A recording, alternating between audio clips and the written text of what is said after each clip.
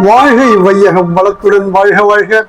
வாழ்க இம்மாநிலம் ஆழ்ந்துணர்ந்து அமைதியாக.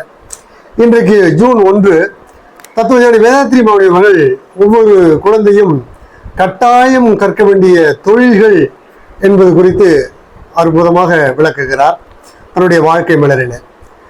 நான் சூடான தேநீர் உயிரின் கதகதப்பிற்கு என்னும் நூலிலே கல்வி திட்டம் குறித்து ஒரு கவிதை எழுதியிருந்தேன். அது இதுதான்: போட்டி உலகத்தில் போராட வேண்டும் என்று போதிக்கப்படுகிறது குழந்தைகளுக்கு. பிள்ளைகள் பிறப்பதற்கு முன்பே அவை என்னவாக வேண்டும் என்று நிர்ணயித்து விடுகிறார்கள் பெற்றோர்கள். விளைவு, கருணை வடிவான குழந்தை கராத்தே கற்றுக்கொள்கிறது. கலைக்கண்ணோடு பிறந்த குழந்தை கணக்கு போட்டுக் கொண்டிருக்கிறது. கணினியை தேடும் குழந்தை வீணை கற்றுக்கொண்டிருக்கிறது என்று எழுதியிருப்பேன். இந்தப்படித்தான் இன்றைய கல்வி திட்டம் இருக்கிறது.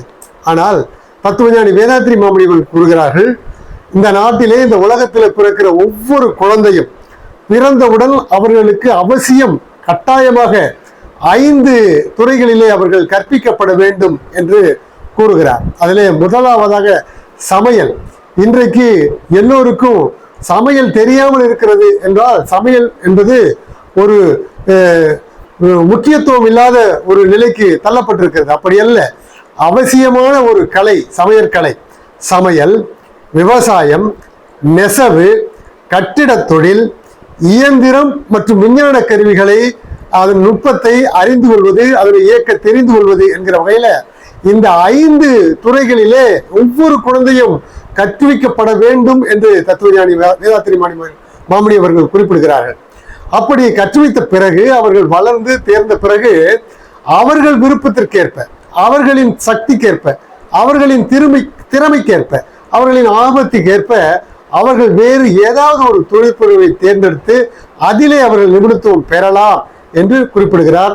அந்த தொழிற்கல்வி ஊட்டப்பட வேண்டும் என்று சொல்லி, அதே சமயத்திலே அவ்வாறு அத்தகைய தொழிற்கல்வி அவர்களுக்கு தரப்படும் போது அவர்கள் நிச்சயமாக தொழிற்கல்வி கற்கும் காலத்தில் சுகாதாரம், மனோதத்துவம், பொருளாதாரம், அரசியல், விஞ்ஞானம் ஆகிய துறைகளிலும் அவர்களுக்கு அறிவூட்டப்பட வேண்டும் என்கிற அற்புதமான கருத்தினை தத்துவஞானி வேதாத்ரி மாமணிகள் குறிப்பிடுகிறார்கள்.